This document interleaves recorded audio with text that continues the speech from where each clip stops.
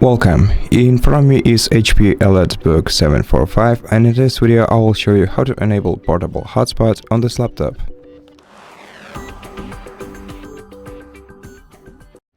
To do this, click on the three icons on your status bar to open the control center, then make sure that you are connected to the Wi-Fi, click next page, then click the mobile hotspot icon right here.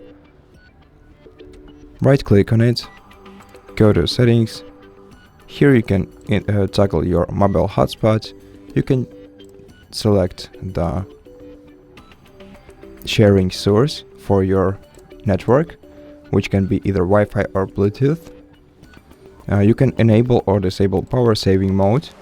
If you enable power saving, your portable hotspot will turn off automatically after some time of all devices being disconnected from it. If you scroll down, you'll be able to change mobile hotspot properties by clicking edit, changing the network name, password and band. Then click save once you're done, and here you also have the QR code that you can scan to connect to this mobile hotspot. And at the very bottom, you can check the list of devices connected to your hotspot. And that's it. Thank you for watching this video.